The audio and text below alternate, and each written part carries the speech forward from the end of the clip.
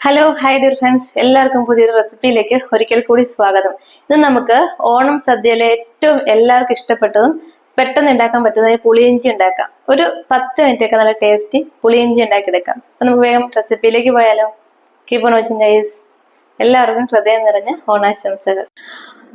പുളിയിഞ്ചി ഉണ്ടാക്കിയെടുക്കാനായിട്ട് പാനിലേക്ക് നമുക്ക് കുറച്ച് ഓയിൽ ചേർത്ത് കൊടുക്കാം. ഓയിൽ നന്നായിട്ടൊന്ന് ചൂടായിട്ട് വരുമ്പോഴത്തേക്കും കുറച്ച് കടുക് ചേർത്ത് കൊടുക്കാം.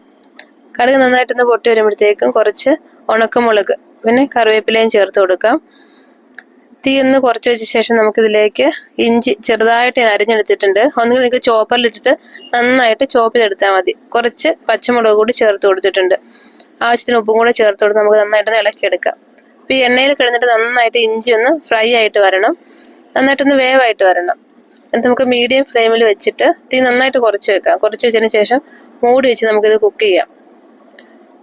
ഇപ്പൊ ഇഞ്ചിയൊക്കെ നന്നായിട്ട് വേവായിട്ട് വന്നിട്ടുണ്ട്. ആ പച്ചമുളകിന്റെ എരിവ് നന്നായിട്ട് ഇഞ്ചിയിലേക്ക് ഇറങ്ങി വന്നിട്ടുണ്ട്. നന്നായിട്ട് നമുക്ക് ഇളക്കി കൊടുക്കാം. ഇനി ഞാനിവിടെ കുറച്ച് പുളി ഒന്ന് ചൂടുവെള്ളത്തിൽ കുതിർത്തെടുത്തിട്ടുണ്ട്.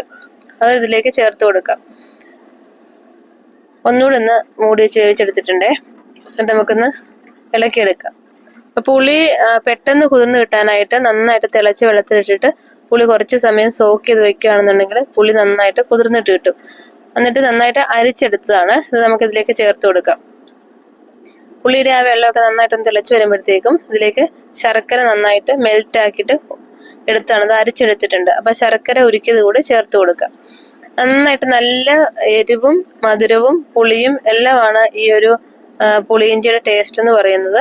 നന്നായിട്ട് ഇളക്കിയെടുക്കാം. ഇങ്ങനെ നന്നായിട്ട് തിളച്ച് ആ ഒരു പുളിയുടെ വെള്ളവും ശർക്കരയൊക്കെ നന്നായിട്ടൊന്ന് വറ്റി വരണം. അതാണ് പുളിയിഞ്ചിയുടെ ഒരു കറക്റ്റ് പരുവം. നന്നായിട്ട് വറ്റി വന്നിട്ടുണ്ട്. ഒരു മീഡിയം ഫ്ലെയിമിൽ ഇട്ടിട്ട് നന്നായിട്ട് ഇതുപോലെ വറ്റിച്ചെടുക്കണം. അപ്പൊ നമ്മുടെ ഓണം സ്പെഷ്യൽ പുളിയിഞ്ചി റെഡി ആയിട്ടുണ്ട്. വളരെ സിമ്പിൾ ആണ് ഉണ്ടാക്കിയെടുക്കാനായിട്ട്.